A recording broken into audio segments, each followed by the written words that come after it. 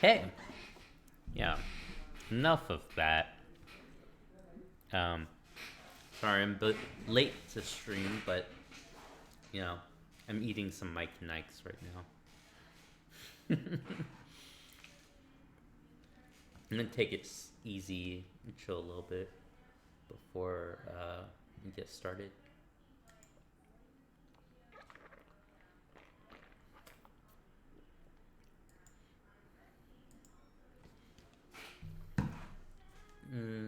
Let's see.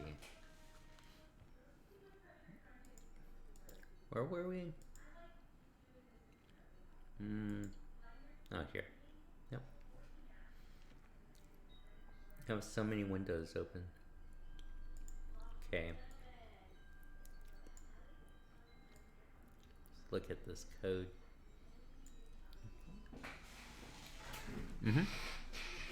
Oh, yeah. Yep.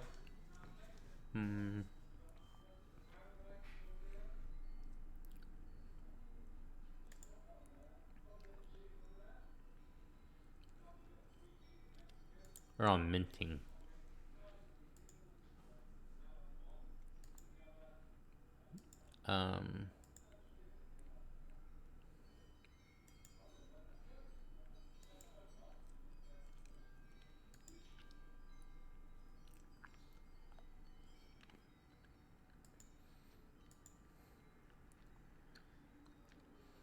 Maybe we should try to answer more Stack Overflow questions.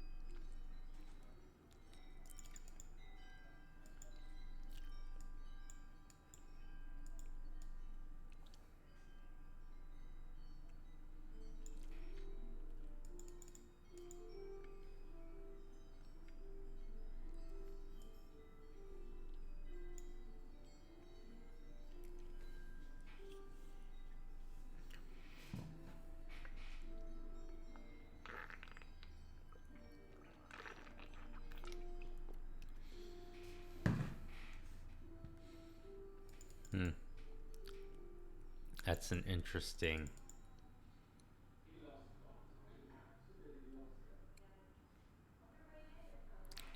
response when blockchain is kind of like something of a database. Ooh, I have one Mike and Ike left, so.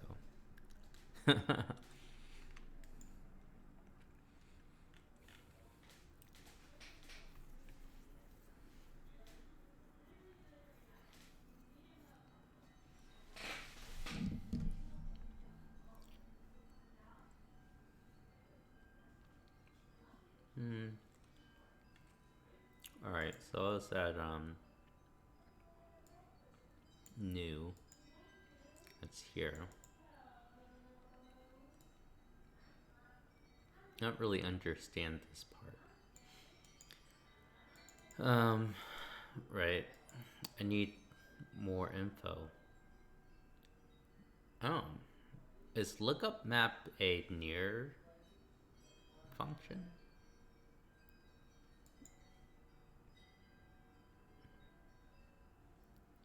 Interesting. Or it's a near library. Oh, excuse me.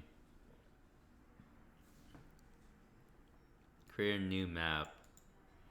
The key prefix has a unique prefix for key.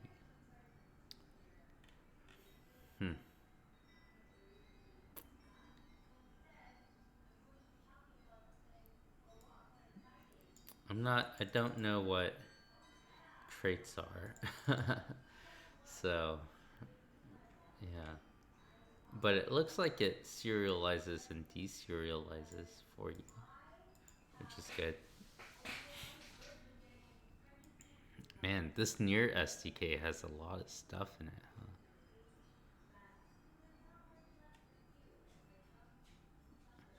Metadata, promise, enums, traits, blockchain interface, type definitions.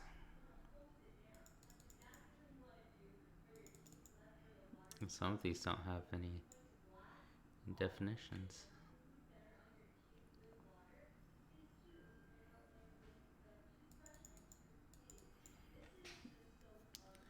I was reading articles about solidity, which um, I don't know. I feel like maybe I should try to learn, but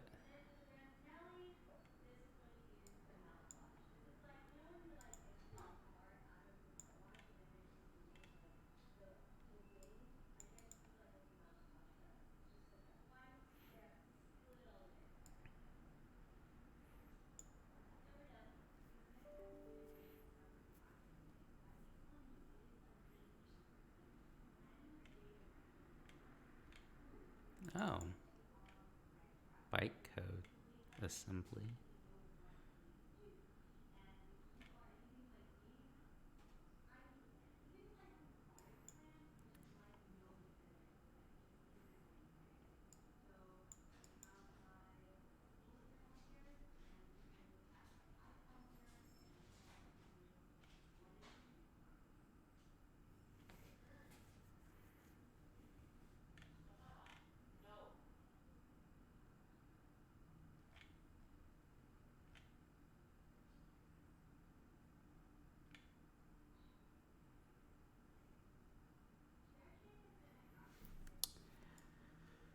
This is a lot of stuff.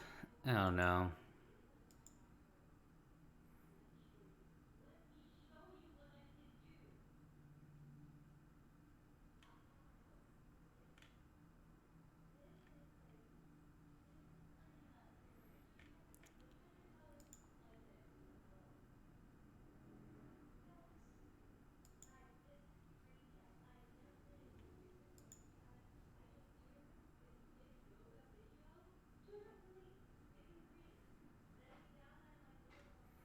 This is fun.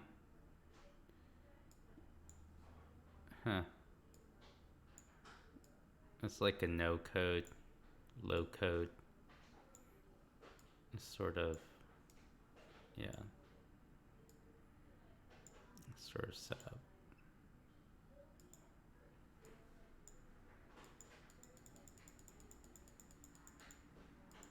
Oh, yeah. Interesting. Well, anyways, let's yeah.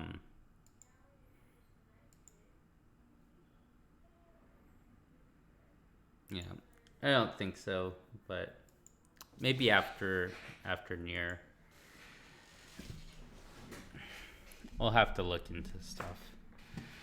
I'm just a little lost here, which makes me feel like I can't move forward with this. Um, just because it's like tokens per owner. I'm not sure. I'm not sure what this object is. It's kind of crazy to me. Maybe they'll explain it. I wish they would explain it more. But it sort of is like, excuse me, sort of just says like you'll initialize this function. Function needs to be invoked when you first deploy a contract. It will initialize. But these data structures are just really intimidating. It's like, what? What is this lookup map? And you look at the docs and you're just like, oh no, I'm in over my head. Maybe I should go back to the to Rust. Maybe I've hit the limit of what just like going through these tutorials can be. Maybe I need to be like more sufficient in Rust.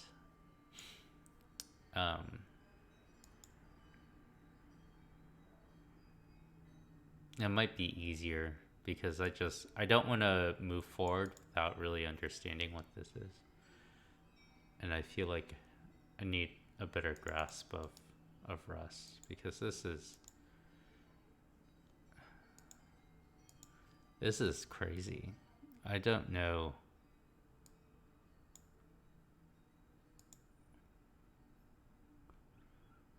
Key value, maybe? So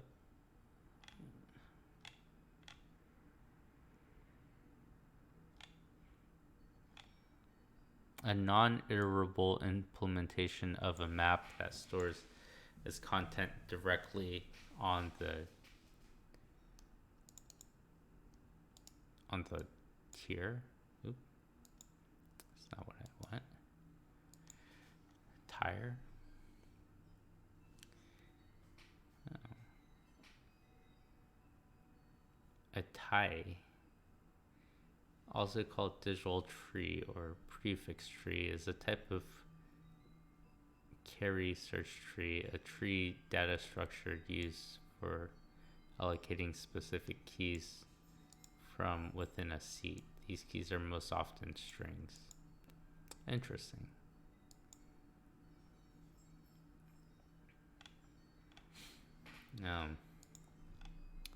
Oh.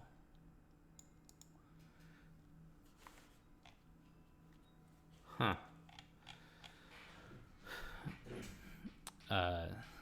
Try is an efficient information retrieval. Okay. Data structure. Using tree search complexities can be brought to optimal limit. If we store keys in binary search tree, as it will balance BST, will need time proportional to m log. So O of n is log.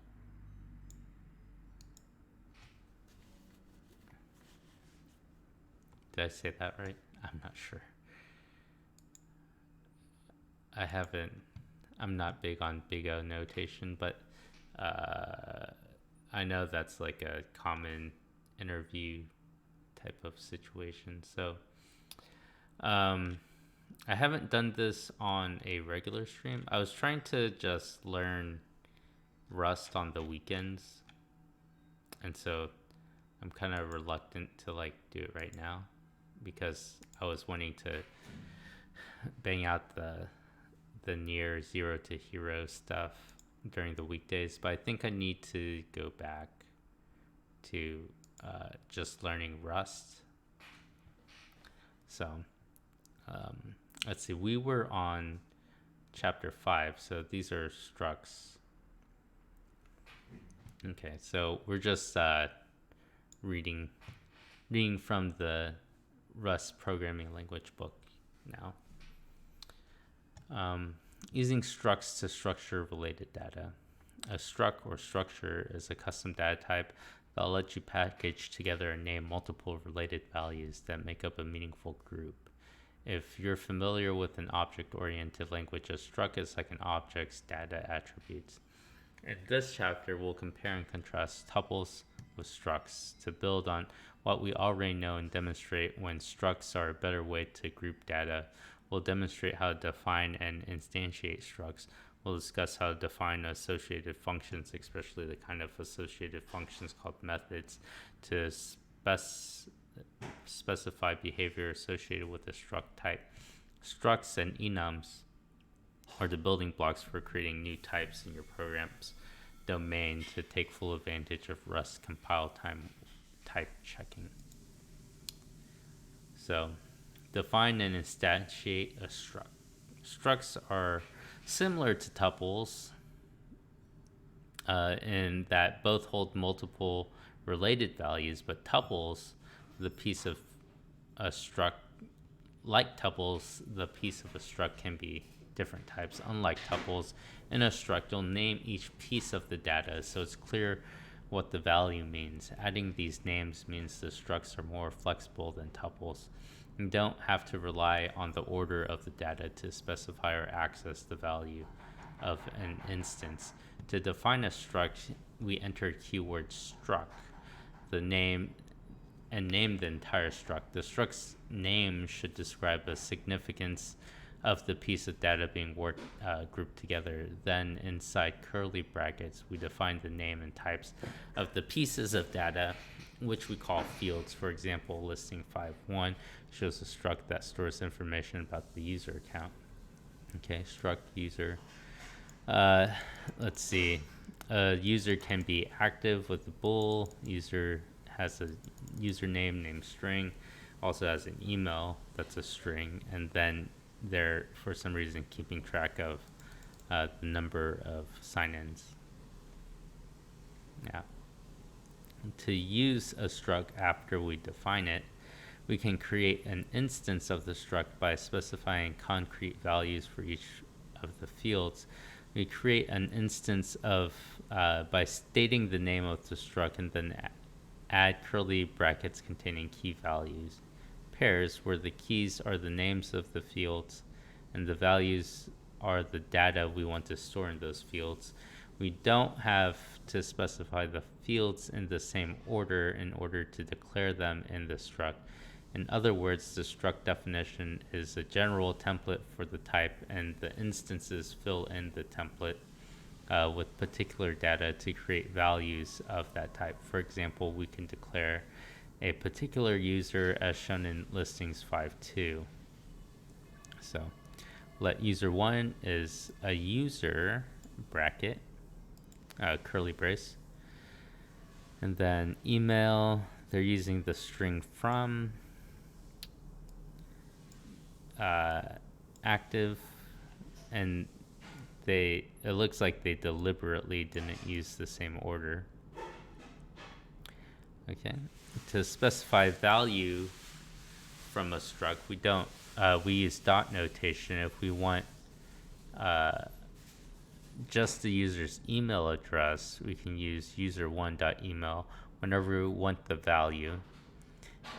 If the instance is mutable, we can change a value by using dot notation and assigning into a particular field. Listing 5.3 shows how to change the value of the email field to a mutable user instance. So I add this mutable. Yep. And they don't need to use a pointer because it's in a function already. So anything after this function is going to drop anyways. So, oh wait, that's the main function though. I guess, yeah. Never mind. Scratch that. Doesn't matter if they use a pointer or not. Probably. Note that the entire instance must be mutable. Rust doesn't allow us to make only certain fields as mutable. As with any expression, we can construct a new instance of the struct at the last expression of the function body to implicitly return that new instance. 5.4 shows a build user function that returns the user instance with the given email and username. The active field of the value is true and the sign-in count gets a value 1. Okay, yeah. It's a function that returns a user and it makes a user. Cool. It makes sense to name the function parameter with the same name as the struct field, but having to repeat email and username field names and variables is a bit tedious. If the struct has more fields, repeating each name would get even more annoying. Luckily, there's a convenient shorthand. So that's That makes sense. Yeah. So you don't have to put email equals email. You just put the email there because they know. Here we're creating a new instance of user struct which has the field email. We want to set email's field value to the value of email parameter in the build user function. Because the email field and the email parameter have the same name, you'll need to write email rather than email : email. Yep, that makes a lot of sense. That's a great feature. Creating instances from other instances with struct update syntax. Okay. It's often useful to create a new instance of a struct that includes most of the values from another instance but change some. You can do this using struct update syntax. First, in listing 6, we show how to create user instance in the user2 regularly without update syntax. We set the new value for email, but otherwise the same value for user1 that was created in listing 5.2. Yeah, okay.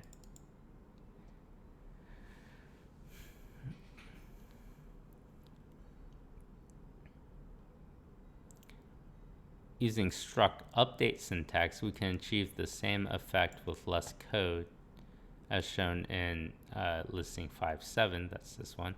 The syntax ... specifies the remaining fields not explicitly set should have the same value as the fields in the given instance. Okay, yeah, that's fun too. ... And then it'll make the username, the active, and the sign-in count the same. The code has created an instance of user2 with a different value for email, but has the same value for username, active, sign-in count fields in user1. The user1 must come last to specify that any remaining fields should get their values from the corresponding field in user1, but can choose to specify values for as many fields as we want in any order, regardless of the order of the fields in the struct's definition. Now that the struct update syntax uses equals like in assignment, that's because it moves the data just as we saw in, right?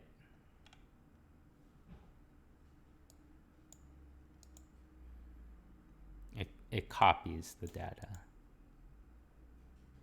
Just as we saw in this example, we can no longer use user1 after creating user2 because the string in the user name field in user1 was moved into user2. If we give user2 new string values for both email and username, and thus only use the active and sign-in count values from user1, then user1 would still be valid after creating user2. The type of active and sign-in count are types that implement the copy trait. So the behavior, right, okay, yeah. I already forgot about that.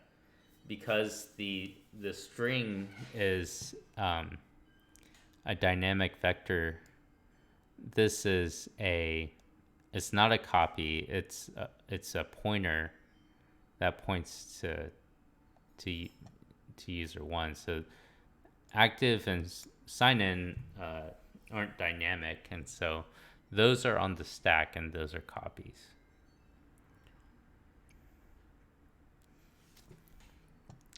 Using tuple structs without name field to create different types.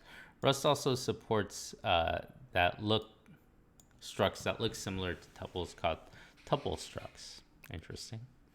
Tuple structs have added meaning the struct name provides, but doesn't have names associated with the fields. Rather, they're just the types of the field.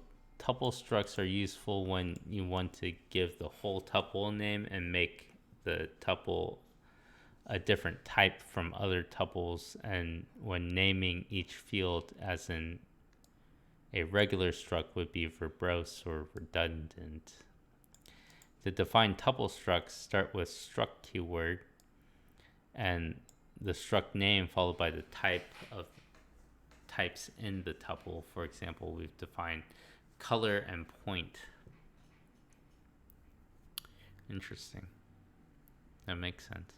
Note that black and origin values are different types because they're instances of different tuple structs. Each struct you define is its own type, even though the field within the struct has the same type. For example, a function that takes a parameter of type color cannot take a point as an argument, even though both types are made up of three I32 values. Otherwise, the tuple struct instance behaves like tuples.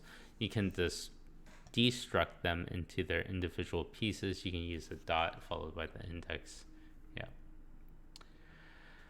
Unlike structs without any fields,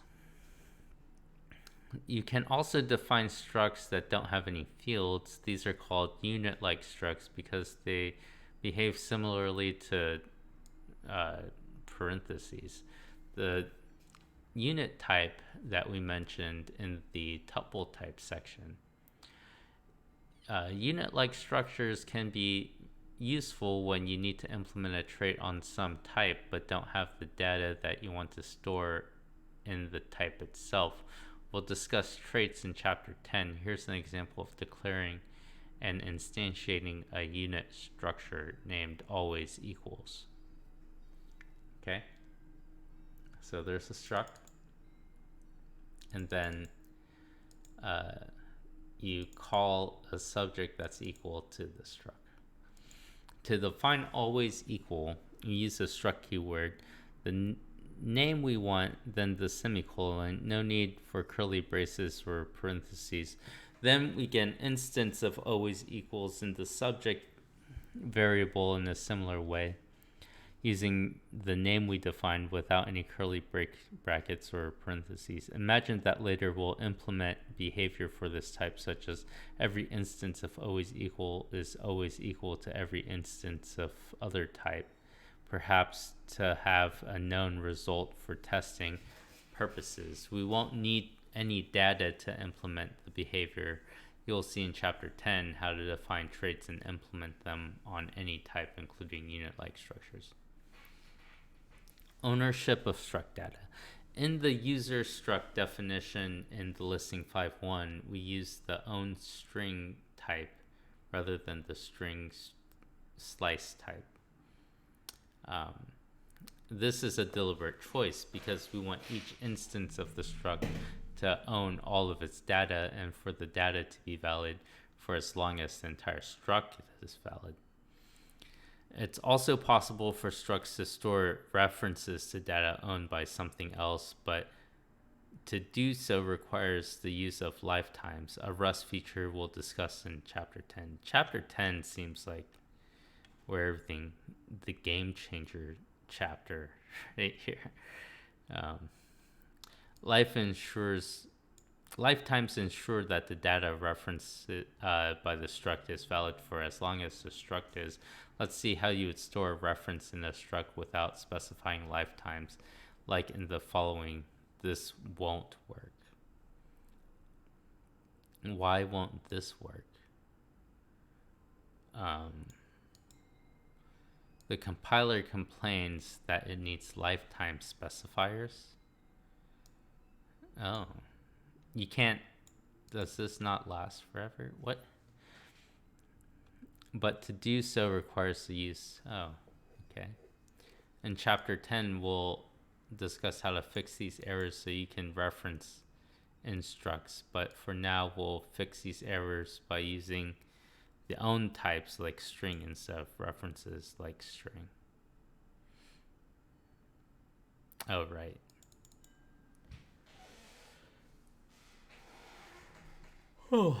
Oh man, I am tired. It was a long day at work today, for sure. An example program using structs. To understand when we might want to use structs. Let's write a program that calculates the area of a rectangle. We'll start by using single values and then refactor the program until we're using structs instead. Let's make a new binary project called cargo, with cargo called rectangles. I'll take the width and height of a rectangle specified in pixels and calculate the area of the rectangle. Okay. Listing 5.8 shows a short program with one way of doing exactly what. So you get height, the width, and then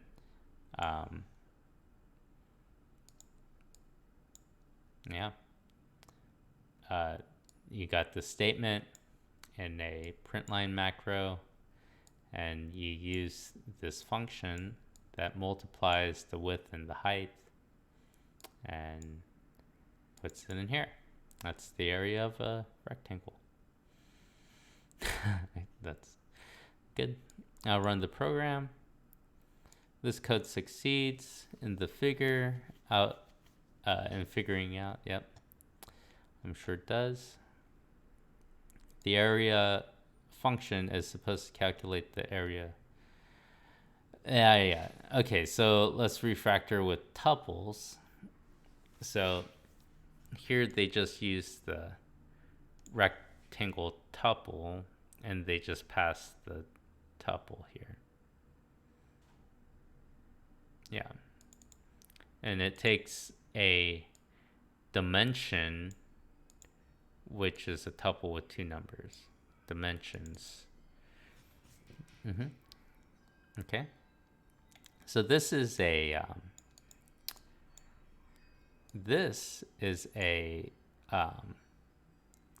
what they're calling here a struct tuple, right? In one way, the program is better. Tuples let us add a bit of structure. We're now passing one argument. But in other ways, this version is less clear. Tuples don't name their elements, so you have to index into part of the tuple, making a calculation less obvious. Yeah. Mixing up the width and the height wouldn't matter for the area calculation, but if we draw a rectangle on the screen, it would matter. You would have to keep in mind the width of the tuple is index 0 and the height of the tuple is index 1. This would be even harder if someone else to figure out and keep in mind if they were to use our code, because we haven't conveyed that meaning of our data in our code. It's now easier to introduce errors. So they want us to use structs instead. So you make this rectangle struct, and then here in the main function, you set your rectangle, and then here you pass a pointer to the rectangle, and then multiply the width times the height. Here we define a struct named rectangle. Instead of the curly brackets, we define the fields, both of which are u32. In the main, we create a particular instance of rectangle that has a width and a height, and our area function is now defined with one parameter, and we've named rectangle, whose types are immutable borrow of struct rectangle instance. As mentioned in chapter 4, we want to borrow the struct rather than take ownership. This way main retains its ownership and can continue using rect1. Yeah, which is the reason why we use the and in the function sign and where we call the function. Yep. The area function accesses the width and the height fields in the rectangle instance. Our function signature for area now says exactly what we mean. Calculate the area of the rectangle using its width and height fields. This conveys that the width and height are related to each other, and it gives descriptive names to the values rather than using the tuple index value of 0 and 1. This is a win for clarity. Yep. I mean, it looks clean. This is nice, for sure. No arguing there. Okay. Adding useful functionality with derived traits. it'd be useful to put to be able to print an instance of rectangle while we're debugging our program and see the values for all its fields. Listing 511 tries with the print line macro, as we have used in previous chapters. This won't work, however.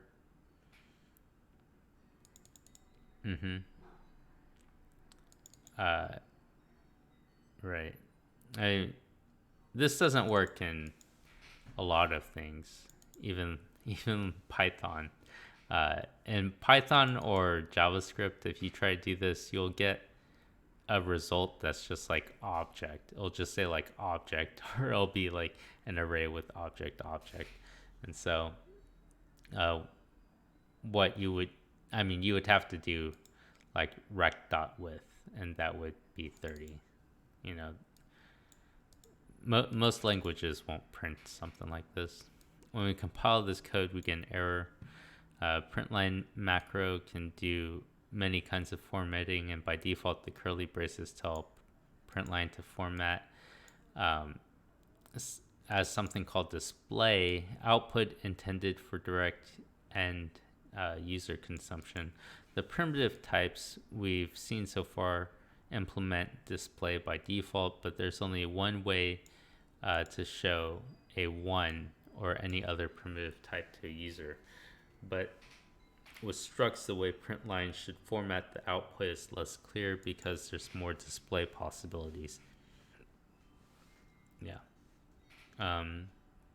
Due to this ambiguity, Rust doesn't try to guess what we want, and the structs don't have a provided implementation of display. To use printline and the curly braces placeholder. If we continue reading, we'll find this helpful note. Help: the trait format display is not implemented for rectangle. In format string, you may be able to use colon question mark or colon hashtag question mark for pretty print instead. Let's try it. The pretty print macro. The print line macro can now look for print line, putting the specifier colon inside the curly brace tells print line. We want to output format called debug. The debug trait enables us to print our structs in a way that are useful for developers so we can see value while debugging our code.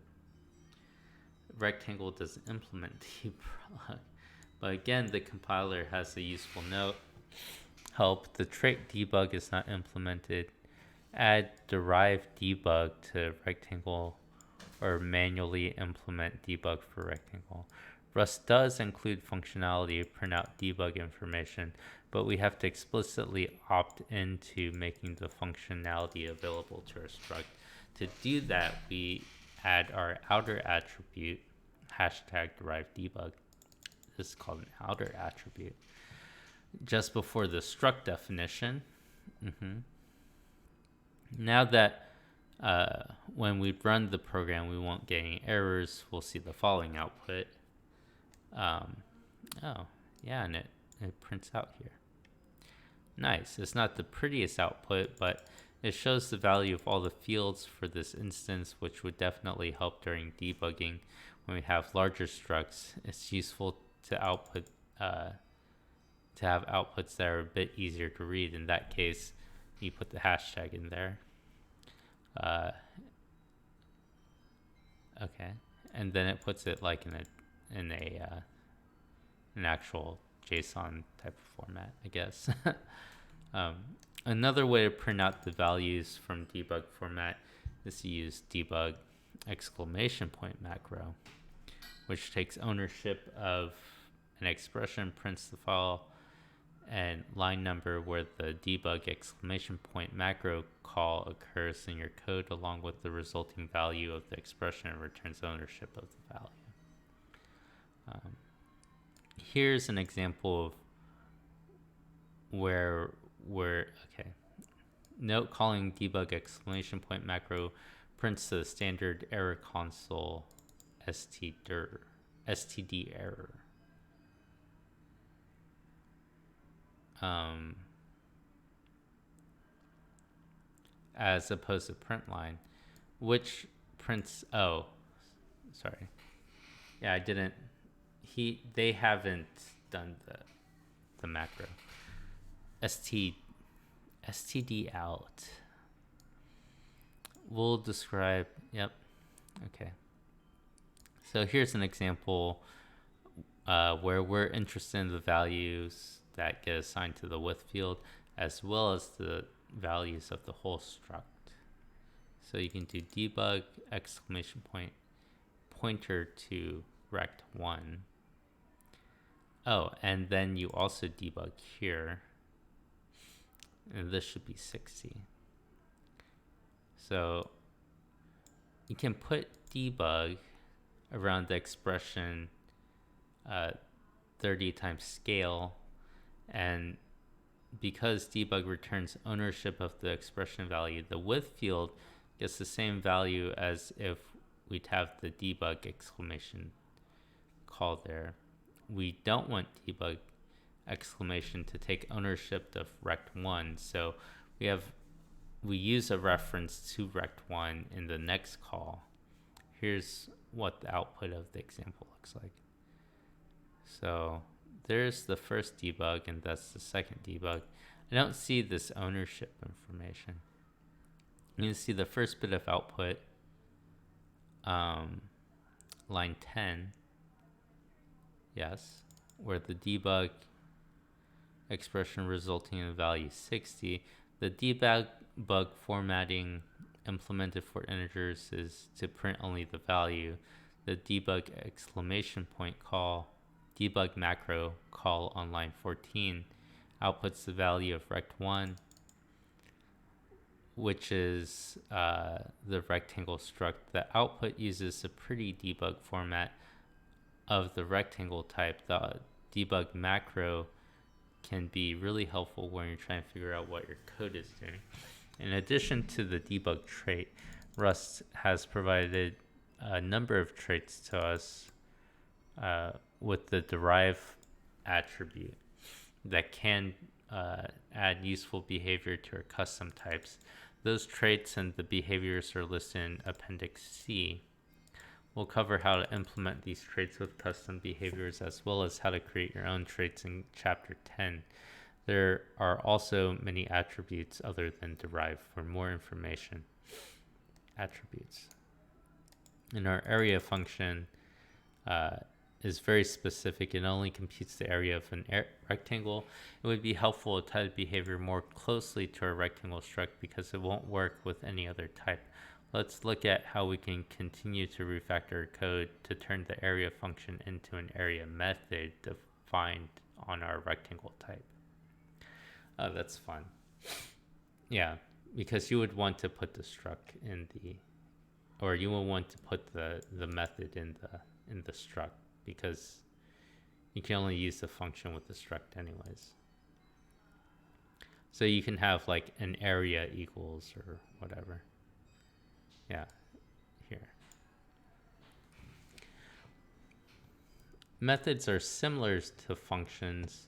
We declare them with the fn keyword and name. They can have parameters and return values, and they contain some code that runs when the method is called from somewhere else.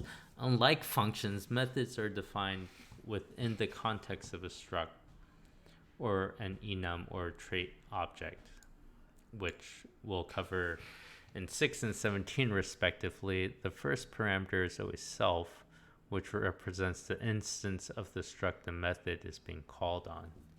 Oh. Okay. Let's change the area function that has it. So, I guess I've been kind of reading this wrong the whole time.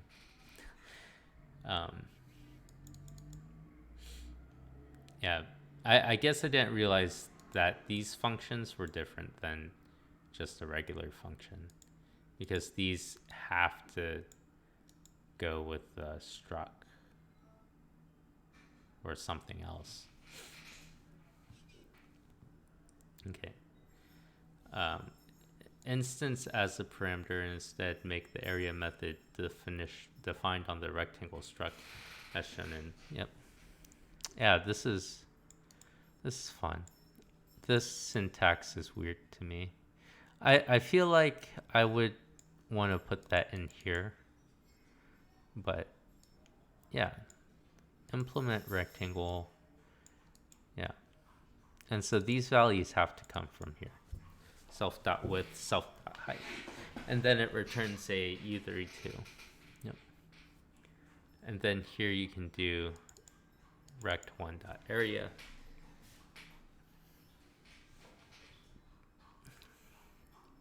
To define the function within the context of rectangle, we start an implementation block for, so I guess this right, for rectangle. Even everything within this implementation block will be associated with the rectangle type.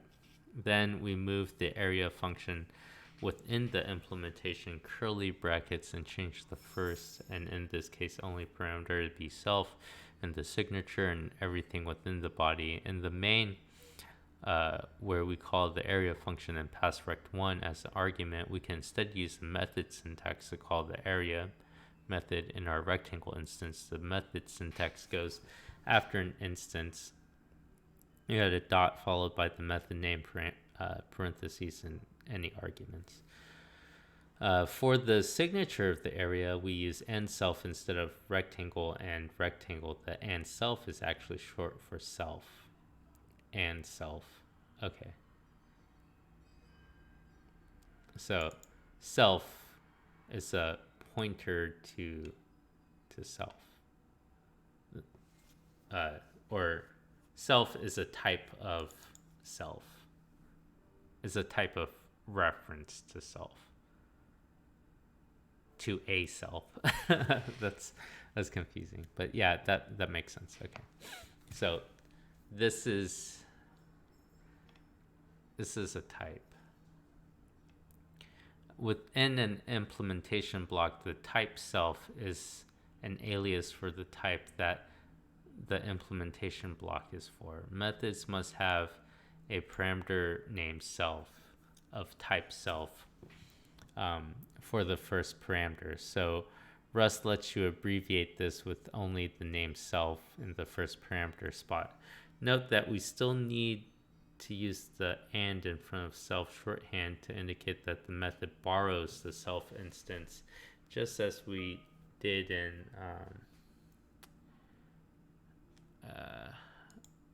someone's asking me to work. Sure. Hold on a second. Let me see if I can just finish this real fast. Note we still need to use the and in front. Yep. Because we're borrowing. Methods can take ownership of self, borrow self immutably, as we've done here, or borrow self mutably, just as we can with other parameters. Yep. We've chosen and self here for the same reason we use and rectangle in the function version. Let's see.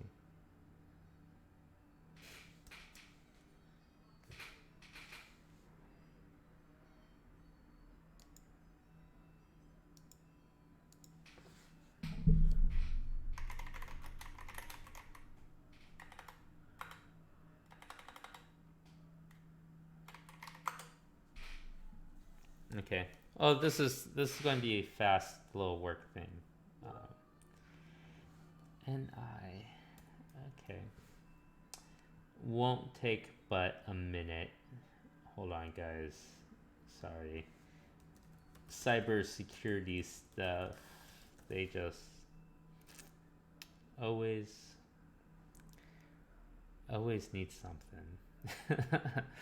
All hours of the day. You guys have that problem? I don't know. I mean, you know, it's fun and all, but I don't know. That's all right. What did I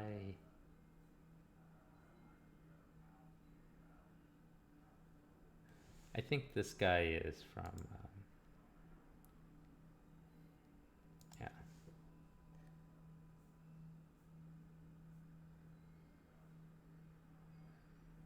I think it's probably here. Hold on a second. I you know what's funny? I told someone to do this, and I just I don't know what I don't know how they implemented it, and I just didn't pay attention. So now, I guess I gotta go in and be all like, yeah. So where? I think they might have. Man, okay. Is it in here? I think it's in here.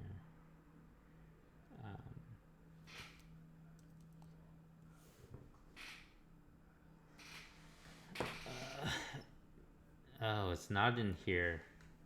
It's not in here. Oh, where did I put it?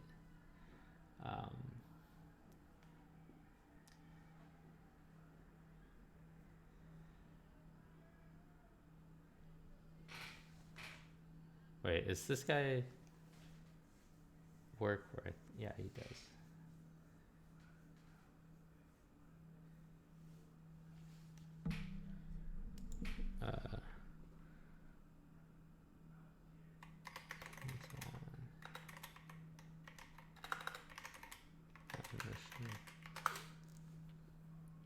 Sorry, guys.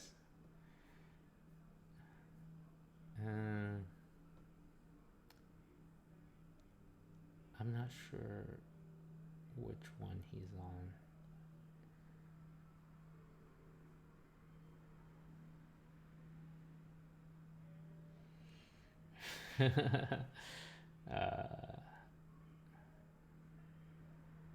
Workday kiosk.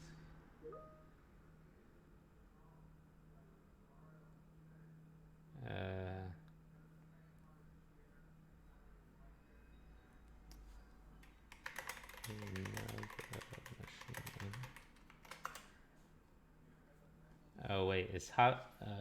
Sorry.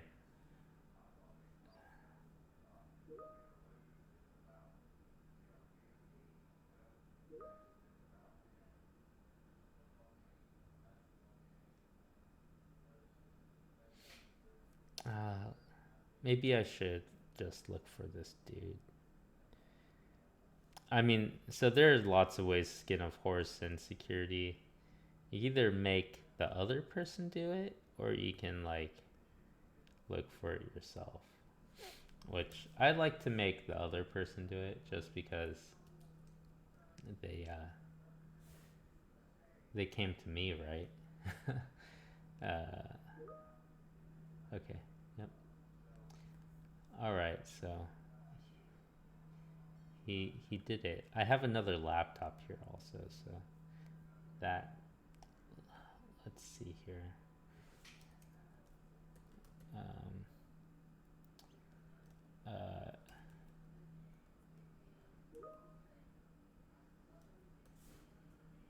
Okay.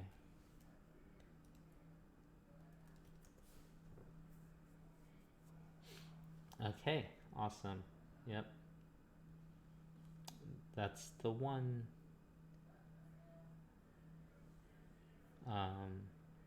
So this one has. Okay. We'll just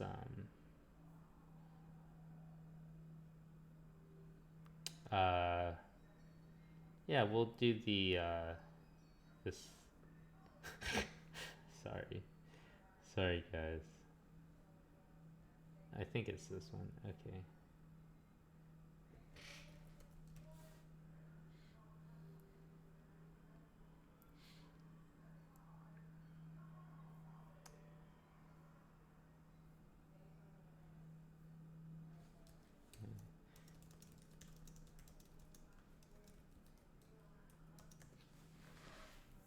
Okay. I think I got it. All right. Well, anyways, if it doesn't work, he'll come back to me. So, all right. Sorry about that again. All right. Let's see here. Yeah. So they want a mutable reference to their thing because um, ownership reasons. Having a method that takes ownership of the instance by using just self as the first parameter is rare. This technique is usually used when the method transforms self into something else and you want to prevent the caller from using the original instance after the transformation. Okay. The main reason for using method instead of functions, in addition to providing method syntax and not having to repeat the type of self in every method signature, is for organizations.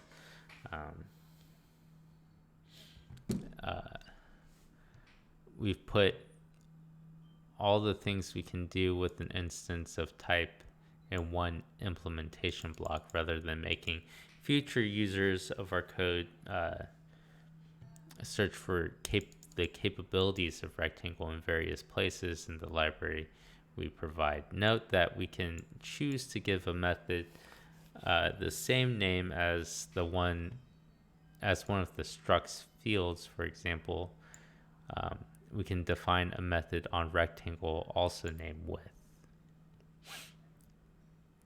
And this just returns true or false if width is larger than 0. Here we're choosing to make width return true if the value in the instance width is greater than 0, and false if it's less than 0. Or if the value is 0.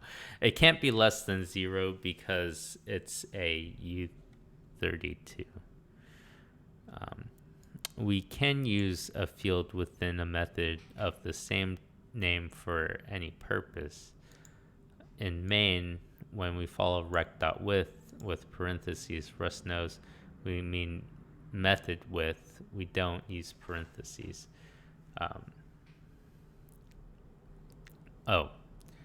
With parentheses. When we don't use parentheses, it knows we mean the field. Often, but not always, when given a method the same name as a field, we want to only return the value of the field and do nothing else. Methods like this are called getters, and Rust does not implement them automatically for struct fields. As some languages do, getters are useful, but because you can make the field private, getters are useful because you can make the field private, but the method public, and thus enable read-only access to the field as part of the type's public API. We will be discussing what public and private are and how to designate a field as public or private in Chapter 8. Where's the arrow operators? So in C and C++, two different operators are used for calling methods. Use dot if you're calling a method on an object directly, and arrow if you're calling a method on a pointer to the object and need to dereference the pointer first. Okay, right. Because if you don't dereference the pointer, you perform the method on the address, which you need to, in other words, if the object is a pointer, object point something method is similar to pointer object dot something method. Rust doesn't have an equivalent to the pointer operation or arrow operator. Instead, Rust has a feature called automatic referencing and dereferencing. Calling methods is one of the few places that Rust that has this behavior. Here's how it works. When you call a method, the object.something method, Rust automatically adds an and mute or star, so object matches the signature of the method. In other words, the following are the same. p1 dot distance pointer to p2 and p1 dot distance and p2. First one looks much cleaner. This automatic dereferencing behavior works because methods have a clear receiver, the type of self. Given the receiver and name of the method, Rust can figure out definitively whether the method is reading and self, mutating, mutable self, or consuming self. The fact that Rust makes borrowing implicit for method receivers is a big part of making ownership ergonomic in practice. Okay. Yeah, that makes sense. The fact that Rust makes borrowing implicit. Yeah. Yeah. It's assumed that you're borrowing unless you say otherwise. Yeah, you take ownership. Right. Yep. Okay. Yep. Let's practice using methods by implementing a second method on the rectangle struct. This time we want an instance of rectangle, take another instance of rectangle, and return true if the second rectangle can fit completely within self the first rectangle, otherwise it should return false. That is, once we've defined the can hold method, we want to be able to write the program shown in listing 514. Okay, so can hold, I guess, would just be, it's a boolean that determines if one rectangle has more area than another rectangle, but the width would have to be, well, I guess you're not rotating it, right? If you're rotating it, you would have to check if the width was too smaller than both sides, or if the height was smaller than both sides, and then I guess you do it with an or. You can see if the width and height are shorter than the width and height, or you can switch it the other way around. If the width and height are shorter than the height and width, and then you can like twist it if you wanted to. And the expected output would look like the following, because both dimensions of rect2 are smaller than the dimensions rect1, but rect3 is wider than rect1. Right, so like here, you know, rect3 and rect1, I guess in either instances, but if height was 70, for instance, like you wouldn't be able to put it in one way, but you could put it in the other way. We know we want to define a method, so it will be within the implementation rectangle block. The method will be called canHold, and it will take an immutable borrow of another rectangle as a parameter. We can tell what the type of the parameter will be by looking at the code that calls the method. Rect1 can hold, and rect2 passes in a reference to rect2, which is a mutable borrow to rect2, an instance of rectangle. This makes sense because we only need to read rect2 rather than write, which means we need a mutable borrow if you want it to write. But we don't, so we don't want that. And we want main to retain ownership of rect2, so we can use it again after calling the canHold method. The return value of canHold can be a boolean, and the implementation will check whether the width and height of self are both greater than the width and height of the other rectangle, respectively. Let's add the new canHold method to the implementation block from listing 5.3, shown in listing 5. 513, 515. Okay. So here's the can hold. And yeah, they just compare the widths and the heights, which is fine. And they it takes a mutable self or a reference to self and a reference to another rectangle, which, yeah, when we run this code, the main function in 514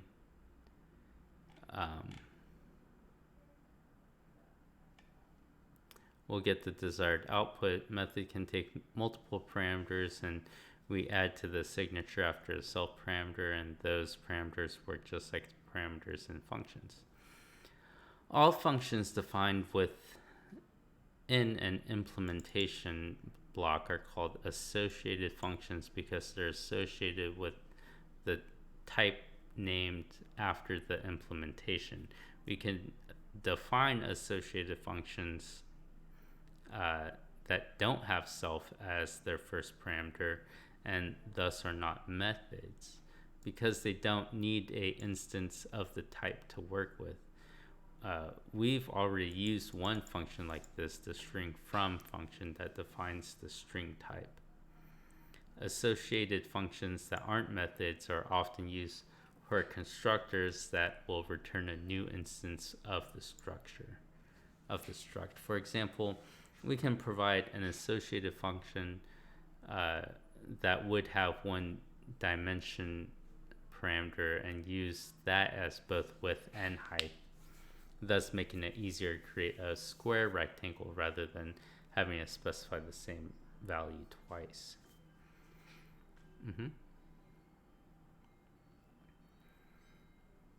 Interesting. I mean, but what would you... I guess you would use it on an empty rectangle. Or you can change a rectangle to a square. Yeah. To call the associative function, we use : syntax with the struct name. Oh, okay. Let square equal rectangle square. Okay. In this example, the function is namespaced by the struct. The : syntax is used for both associative functions and namespaces created by modules. We'll discuss modules in chapter 7. Right. You couldn't take, or you couldn't make a rectangle a square with that function because it doesn't take a self. So, you would always be making a new rectangle. Multiple implementation blocks. Maybe I messed up here. Does it not? I think it might not work. Sorry, work stuff again. Well, I'm almost done here, so let me just finish this up. Summary: structs let you create custom types that are meaningful for your domain. By using structs, you can keep associated pieces of data connected to each other and name each piece to make your code clear. In implementation blocks, you can define functions that are associated with types, and methods are kind of associated functions that let you specify the behavior that instances of your struct have. But structs aren't the only way that you can create... Oh, it works. Never mind. I thought he was gonna... you see the little dots and... you see the little dots when someone is typing and you're like, oh god, what are they going to say now? And then it's like, everything's good. It's like, okay, well, you don't have to message me that, but I'm the kind of guy, like, if everything's good, just, just let your actions speak for themselves. If everything's good, then just don't bother me again. I know that's kind of rude, but that's my opinion on it, at least. Let's see. That was a fast chapter. I guess I still have like an hour of streaming left. I can do enums, structs and enums. How enums are probably pretty short, right? Oh wait, that's yeah. I mean this isn't so bad. Enums and pattern matching. And then chapter 7, that's a big boy chapter. Yeah. I'm just stalling because my throat hurts from talking so much. This is like intense, you know. I don't talk this much all day. And then you start streaming and you're like, but I'm reading a freaking book. I know this is not the most exciting thing, but maybe I should just read it on my own and then come back and be like, I'm awesome at programming. Check this out. I don't know. But I feel like I want to help teach people to program. So maybe, I don't know. Maybe that's too ambitious. In this chapter, we'll look at enumeration, also referred to as enums. Enums allow you to define a type of enumerating. Define. Nah. It's fine.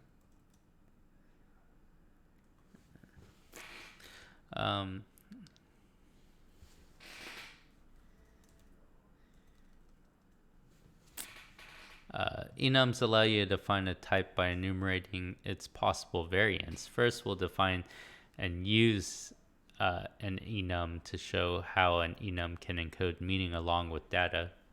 Next, we'll explore a particularly useful enum called option, which expresses, oh, I've seen that before. That is in this code somewhere, the option. The options. Maybe not. Here they are. So this is an enum, huh? See, this is why you gotta read, because I wouldn't have thought that was an enum, but maybe I should have been able to assume that. I don't know.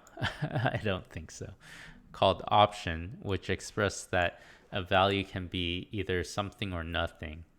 Oh, interesting. Then we'll look at how pattern matching and the match expression makes it easy to run different code. They actually already use the match expression, which I would have thought that would have been control flow, but I guess, it's not. It's more like an enum.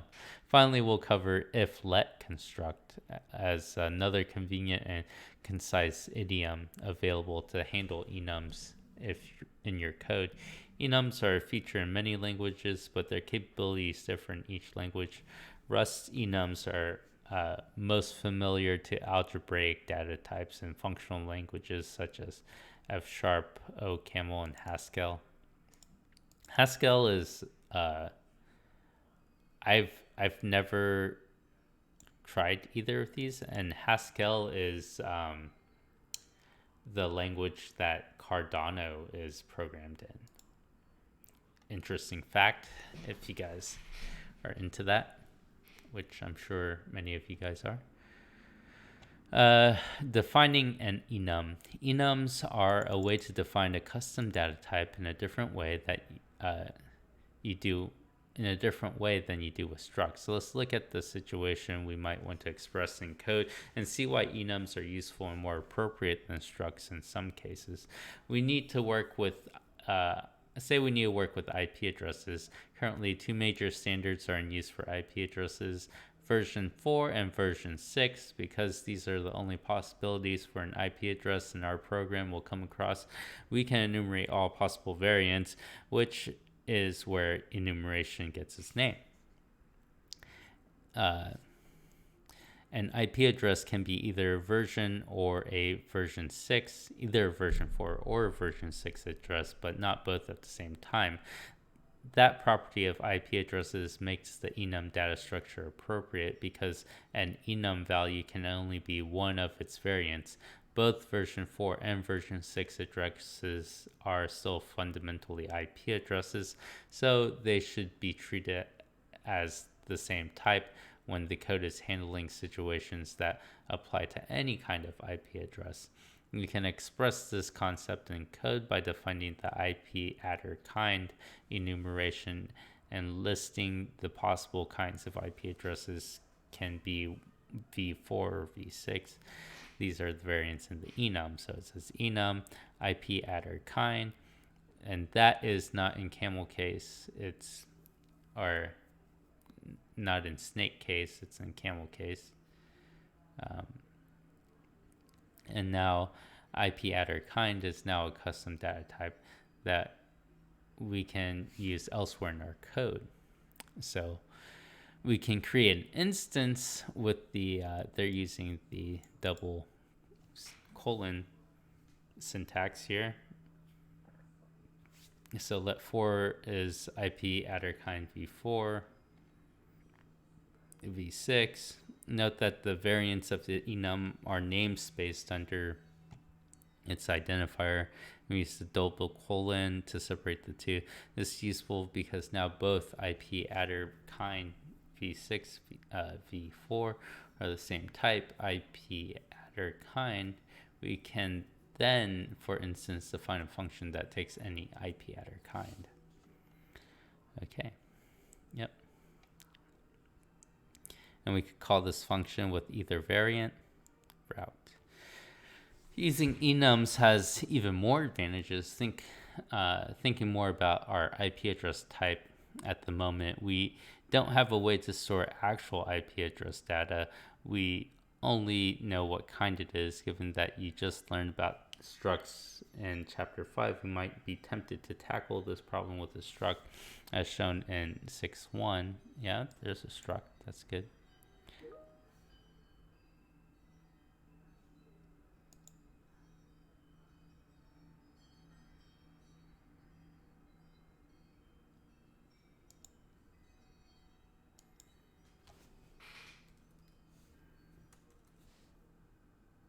Oh, there's an emergency.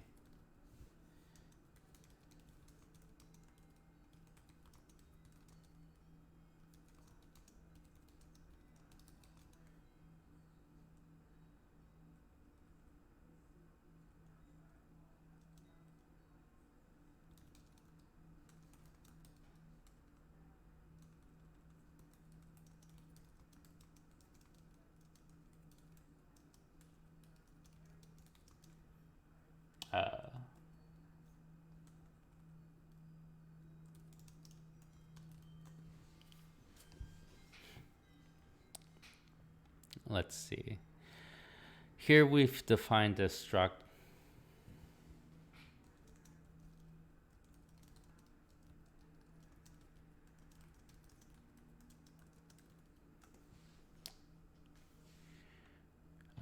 Let's see. We use a struct to build the kind, and yep. Okay. Sorry. Work's been crazy tonight. Normally they're pretty good about about stuff, but sometimes you just gotta reply to people. Here we've defined the struct IP adder in the two fields. A kind field that is of type IP adder kind, the enum we've defined previously, in the address field of type string. We have two instances of the struct. The first is home and its value IP adder kind v6 and the kind associated. Yeah, that's the home IP. Yep. Or local host, otherwise known as local host. The second instance is loopback.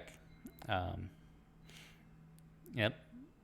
And that's in IPv6 and has the address 1 associated with it. We've used the structure to bundle the kind and address together, so now the variant is associated with the value. However, representing the same concept with just an enum is more concise. Rather than an enum inside a struct, we can put data directly into each enum variant. This new definition of IP adder enum says both IPv6, IPv4 variants with associated strings. Oh, interesting. We attach data to each variant of the enum directly, so there's no need for an extra struct. Here, it's also easier to see another detail of how enums work. The name of each enum variant that we define also becomes a function that constructs an instance of the enum. That is, IPv6 parentheses is a function that takes a string, like it says here, argument, and returns an instance of IP adder type. We automatically get this constructor function defined as a result of defining the enum. There's another advantage to using an enum rather than a struct. Each variant can have different types and the amount of associated data. Version 4 type IP addresses will always have 4 numeric components that will have values between 0 and 255. We want to store v4 addresses as 4 U8 values, but still express v6 addresses as 1 string value. We wouldn't be able to do this with a struct. Enums handle this case with ease. That is fun. That is really nice. We've shown several different ways to define data structures to store version 4 and version 6 IP addresses. However, as it turns out, wanting to store IP addresses and encode which kind they are is so common that the standard library has a definition we can use. Let's look at how the standard library defines IP adder. It has the exact enum and variants that we've defined and used, but it embeds the address data inside the variant in the form of 2 different structs, which are defined differently for each variant. Oh, interesting. So you can put a struct in here too. This code illustrates that you can put any kind of data type inside enum variants, numeric type structs, for example. You can even include another enum. Also, standard library types are often not much more complicated than what you might come up with. Note that even though the standard library contains a definition for IP adder, we can still create and use our own definition without conflict because we haven't brought the standard library's definition into our scope. We'll talk more about bringing types into scope in Chapter 7.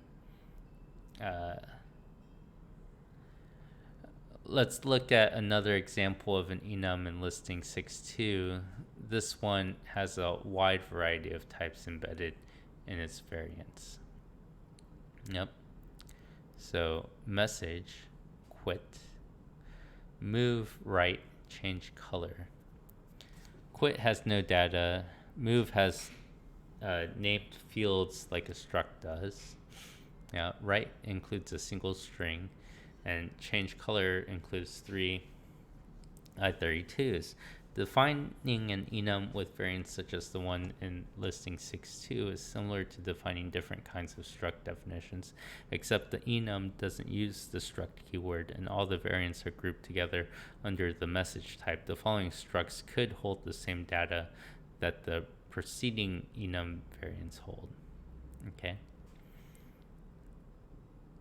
But if, yeah, this feels messy for sure. But if we use the different structs, which each has their own type, we couldn't as easily define a function and take any of these messages as we could with the message enum defined in blank, right? Because that's automatically created. This, we would have to create a method. We would have to implement it, yeah.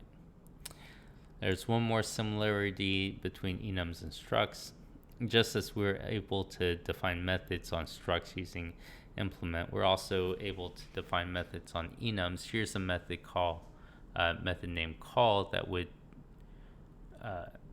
we could define on our message enum. Oh, that's interesting. All right. Okay. The body of the method would use self to get the value that we called the method on. On this example, we created a variable m that has a value message, right? String from hello, and the self, and that is what self will be in the body of the call method when m.call runs. Yeah. Now let's look at another enum in the standard library that's very common and useful, option. So the option enum and its advantages over null values. That's the thing in the code that I was assuming was kind of like an enum, but I had no idea exactly what it was. So this we should probably pay close attention to if we want to do whatever. Okay, so this section explores the case study of option, which is another enum defined by the standard library. The option type encodes the very common scenario in which a value could be something or could be nothing. For example, if you request the first of a list containing items, you would get a value. If you request the first item of an empty list, you would get nothing. Expressing this concept in terms of a type system means the compiler can check whether you've handled all the cases you should be handling. This functionality can prevent bugs that are extremely common in other programming languages. Programming language design is often thought of in terms of which features you include, but the features you exclude are important too. Rust doesn't have the null feature that many other languages have. Null is a value that means there is no value there. A language with null variables can always be in one of two states, null or not null. In his 2009 presentation, Null references the billion-dollar mistake. Tony Hoare, the inventor of null, says this: I call it my billion-dollar mistake. At that time, I was designing the first comprehensive type system for reference in an object-oriented language. My goal was to ensure that all use of references should be absolutely safe and checking performed automatically by the compiler. But I couldn't resist the temptation to put in a null reference, simply because it was so easy to implement. This has led to innumerable errors, vulnerabilities, and security crashes, system crashes, which have probably caused $1 billion of pain and damage in the last 40 years. A problem with null values is that if you try to use a null value in a not null value as a not null value, you'll get some kind of error. Because this null or not null property is pervasive, it's extremely easy to make this kind of error. However, the concept that null is trying to express is still a useful one. Null is a value that is currently invalid or absent for some reason. The problem isn't really with the concept, but the particular implementation. As such, Rust does not have nulls, but it does have an enum that can encode the concept of a value being present or absent. This enum is option T and is defined in the standard library as follows: nothing, some, T. Okay. The option T enum is like something, but instead it's just a T. Yeah, it's funny, guys. The option T enum is so useful that it's even included in the prelude. You don't need to bring it into scope explicitly. Its variants are also included in the prelude. You can use some or none directly without option prefix. Option T enum is just a regular enum, and some T and none are variants of the type option T. The T syntax is a feature of Rust we haven't talked about yet. It's a generic type parameter, and we'll cover generics in more detail in chapter 10. For now, all you need to know is that the T means that some variant of the option enum can hold one piece of data of any type, that each concrete type that gets used in place of T makes the overall option T a different type. Here are some examples of using option values to hold number types in strings. Right? Okay. Option I32 equals none. I don't get it. So the type of some number is option I32. The type of some string is option and string, which is a different type. Rust can infer these types because we specified a value inside the sum variant. For absent number, Rust requires us to annotate the overall option type. The compiler can't infer the type that the corresponding sum variant will hold by looking at a none value. Here we tell Rust that we mean for absent number to be of type option I32. Okay, okay, so this can be neither 2 or none. This can be a string or none. I guess I don't really see. When we have some value, we know that the value is present and the value is held within the sum. When we have a none value, in some sense, it means the same thing as null. We don't have a valid value. So why is having option T any better than having null? In short, because option T and T, where T can be any type, are different types. The compiler won't let us use an option T value as if we're definitely a valid value. For example, this code won't compile because you're trying to add a I8 to an option I8. I'll run this code and get an error like this. Can't add.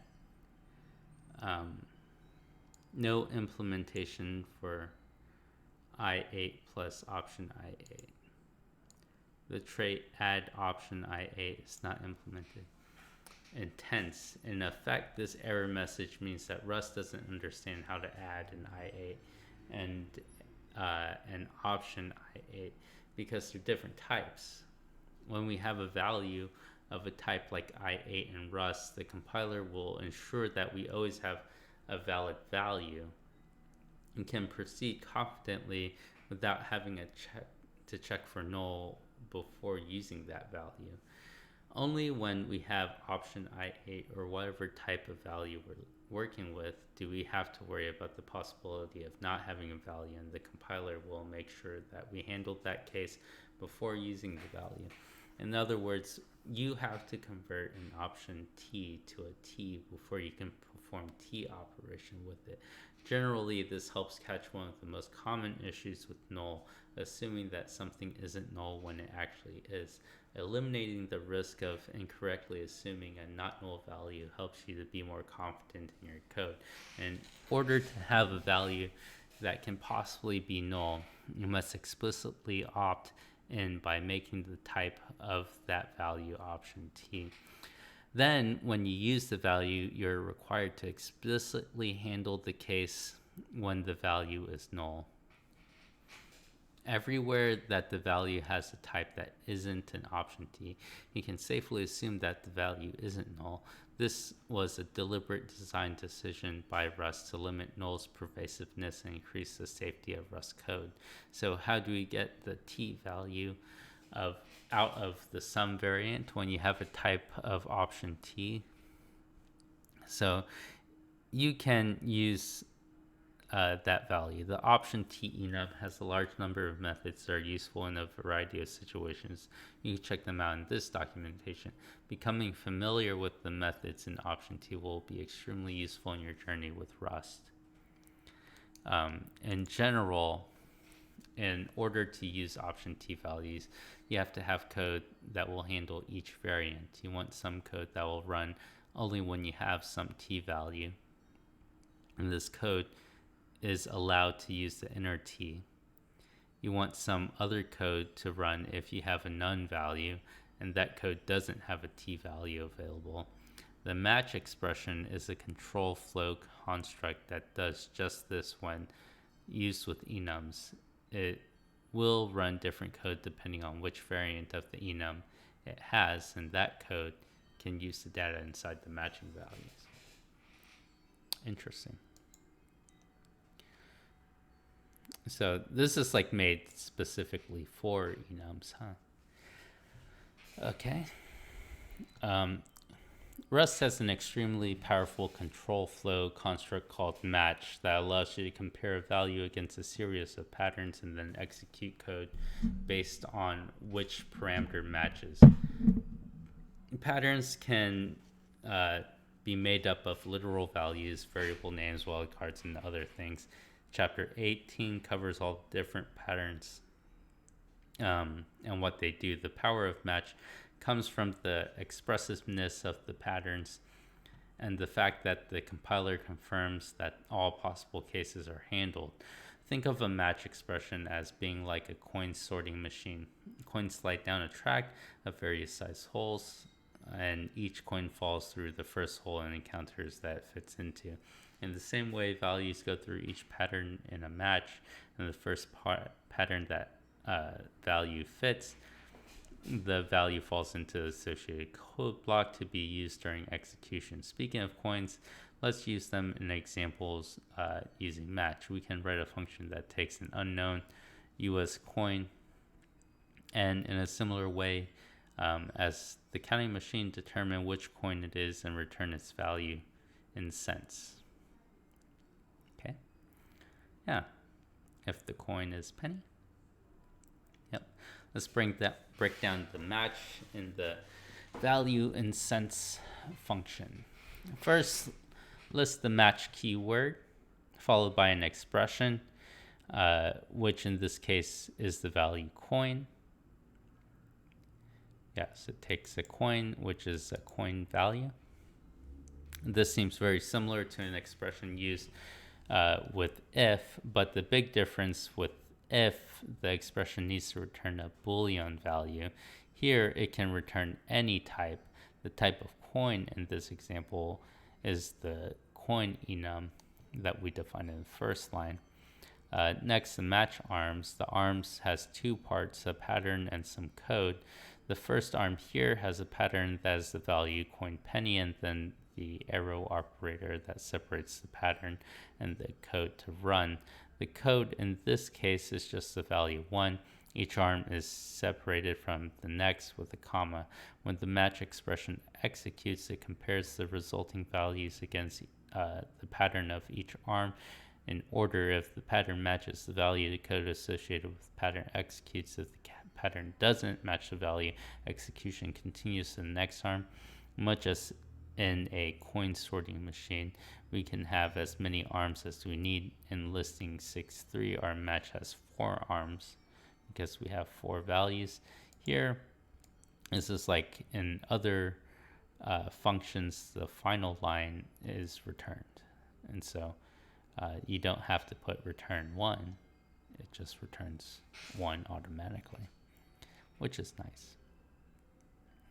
The pattern associated with each arm is an expression, and the resulting value of the expression in the match arm is the value that gets returned for the entire match expression. We don't typically use curly brackets if the match arm code is short. It is in listing 6.3 where each arm just returns value. If you want to run multiple lines of code, a match arm, you must use curly brackets. For instance, lucky penny. So you print lucky penny and then you return 1. Another useful feature of the match arm is that they can bind to the parts of the values that match to the pattern. That is, we can extract values out of enums. Okay. As an example, let's change our enum variance to hold the data inside it. From 1999, oh yeah, we had the state minted quarters with different designs for each of the 50 states on one side. No other coin got state designs, so only quarters have the extra value. We can add this information to our enum by changing the quarter variant to include US state value sorted inside it. Yep. So that's an enum and an enum. So let's imagine that a friend is trying to collect all 50 state quarters. We'll sort our loose change by coins. We'll also call out the name of the state associated with each quarter. So if it's one of our, if it's one our friend doesn't have, we can add it to their collection. In the match expression in this code, we add a variable called state to the pattern that matches the value of the variant coin quarter.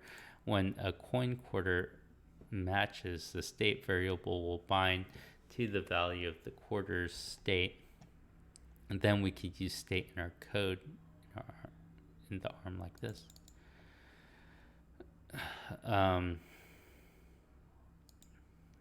I guess this is just a random state. If we call value in cents US state Alaska, you have to pass a state.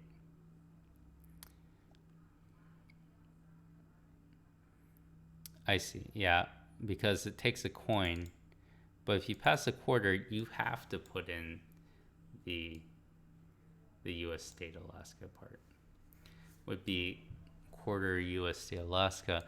When we compare the value with each of the match arms, none of them match until we reach quarter state. At that point, the bind for state will be the value US state Alaska. We can then use the bind in the print. Okay, I see. And this print everything after the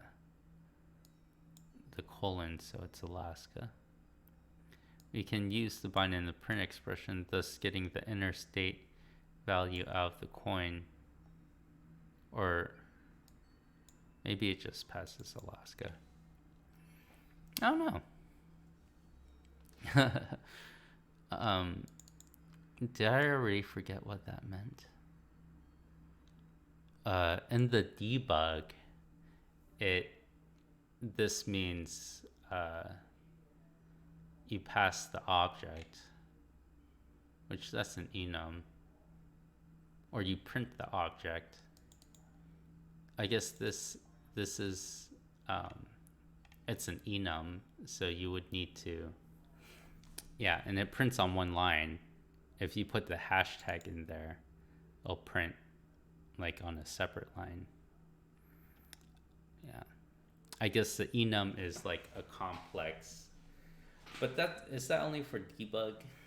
I'm not sure. I'll have to look into that some more. Okay, but anyways, matching with option T.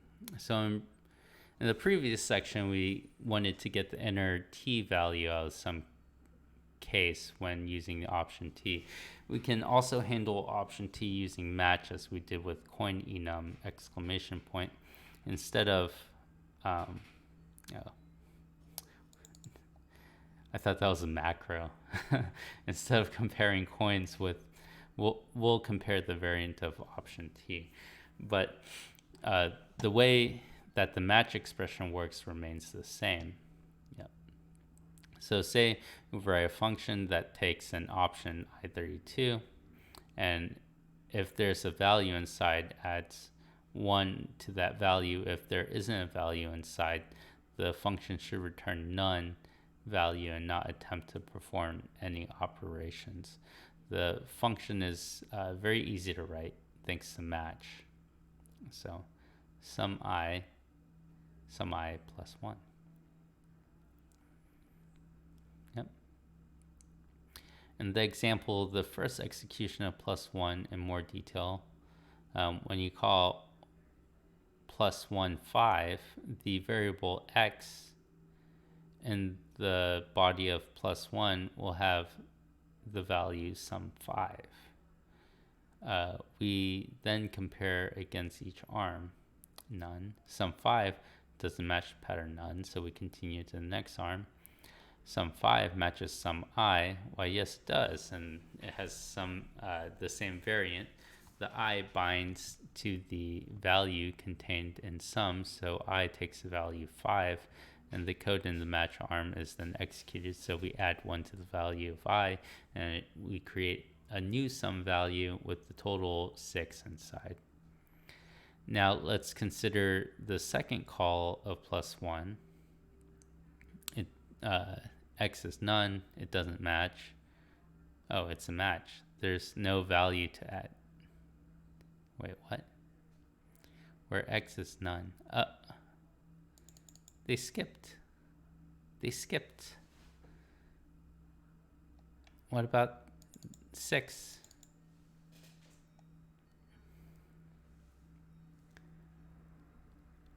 When we call 1 plus 5, the variable x in the body +1 has the value sum 5. No! Oh. I see. 5, sum 5 plus 1 has this value. I see. Yep. There's only 2. I thought there was 3. I'm stupid. Yep. It matches. There's no value to add, so the program stops and returns none value to the right side of the arrow because first match. Combining match with enums is very powerful in many situations. You'll see a lot of pattern in Rust code. Match against an enum, bind a variable and data type, and then execute code based on it. It's a bit tricky at first, but once you get used to it, you'll wish you had it in all languages. It's consistently a user favorite. There's one other aspect of match we need to discuss. Consider this version of one of our +1 function that has a bug that won't compile. Yeah, so you forgot the none. A pattern none not covered. We didn't, luckily Rust knows we didn't cover every possible case and knows that which pattern we forgot. Yep. Matches in Rust are exhaustive. We must exhaust every possibility, every last possibility in order for the code to be valid, especially in the case of option T when Rust prevents us from forgetting and explicitly handle the none case. It protects us from assuming that we have a value when we might have null, thus making the $1 billion mistake discussed earlier possible. Using enums. So you can also take special actions for a few particular values, but for all other values, take one default action. Imagine we're implementing a game where if you roll a 3 on the dice roll, your player doesn't move, but instead gets a new fancy hat. If you roll 7, your player loses a fancy hat. For all other values, your player moves that number of spaces on the game board. Here's a match that implements that logic with the results of the dice roll hard-coded rather than random values, and all the other logic represented by functions without bodies, because actually implementing them is out of scope for this example. Okay. Yep. The dice roll equal 9.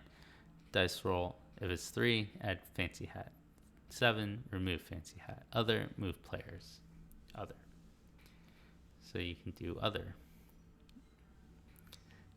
What if your enum has an other type? Just kidding. I guess that's a keyword, right? For the 2 arms, the patterns are the literal values 7, 3, and 7. For the last arm that covers every other possible value, the pattern is the variable we've chosen to name other. The code that runs for other arm uses the variable by passing in the player move function. Yep. The code compiles even though we haven't listed all the possible values for U8 can have, because the last pattern will match all values not specifically listed. The catch-all pattern meets the requirement that the match must be exhaustive. Note that we have to put the catch-all arm last because the patterns are evaluated in order. Rust will warn us if we add arms after a catch-all because those later arms would never match.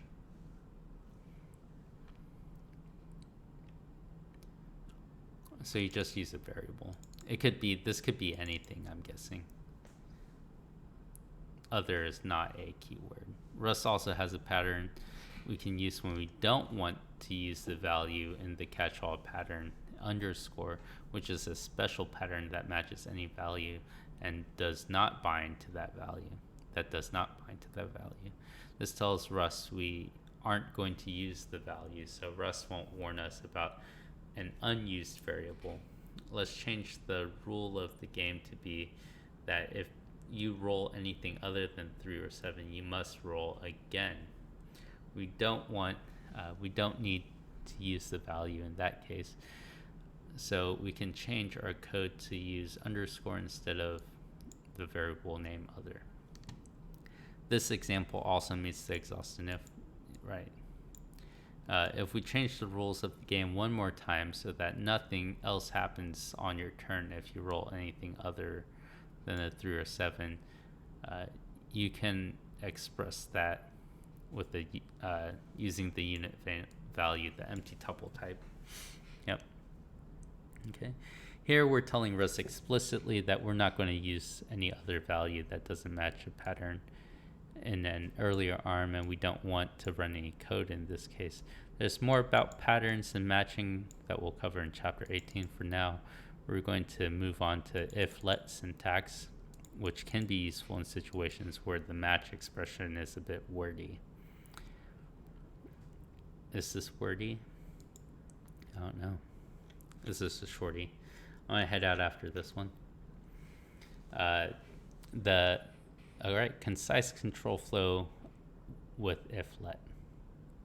So the if-let syntax lets you combine if and let into a single verbose way of handling values that match one pattern while ignoring the rest. Consider the program enlisting 6.6 that matches on an option U8 value in the config max variable.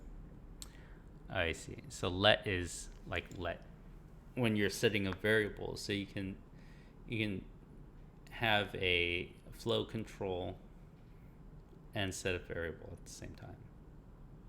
So let config max equals some 3U8. That's new. I don't know what a 3U8 is. So some max. Okay. Print line. The maximum is configured to be blank, and everything else you just. Yep. If the value is sum, we print out the value of some and bind the variable to the variable max in the pattern. We don't want to do anything with the none value. To satisfy the match expression, you can add underscore equals. After processing just one variant, which is annoying boilerplate code to add. Instead, we could write this as a shorter way of using if-let. The following code behaves the same as the match in listing 6.6. Let config max equals sum 3U8. Okay. Let if let sum max equal config max. Okay. So it's interesting. It's like a function, kind of. The syntax if-let takes a pattern and an expression separated by an equal sign. It works the same way as a match, where the expression is given to the match and the pattern is its first arm. In this case, the pattern is sum max, and the max binds to the value inside the sum. We can use the max in the body of the if-let block in the same way as we use max in the corresponding match arm.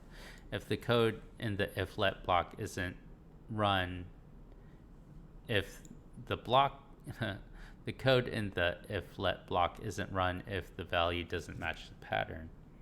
Using if-let means less typing, less indentation, less boilerplate code. However, you lose the exhaustive checking that match enforces. Choosing between match and if-let depends on what you're doing in a particular situation. Whether gaining conciseness is an appropriate trade-off for losing exhaustive checking.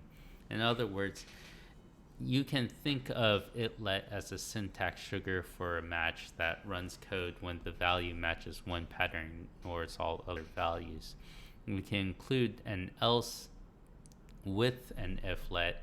The block of code goes with the else and with the else in the same with the else is the same as the code block that would go with the underscore case in the match expression that is equivalent to the if, let, and else.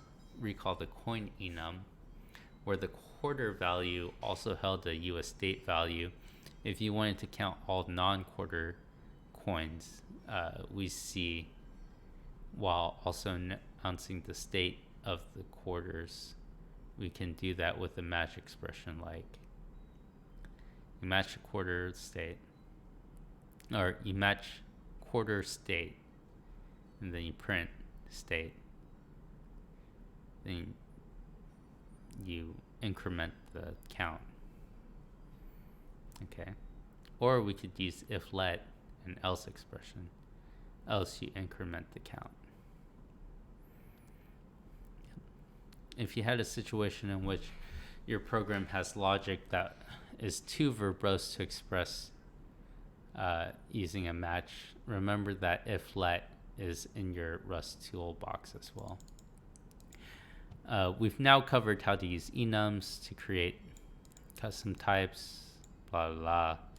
Outro. In order to provide a well-organized API to your users that's straightforward to use and only exposes exactly. Oh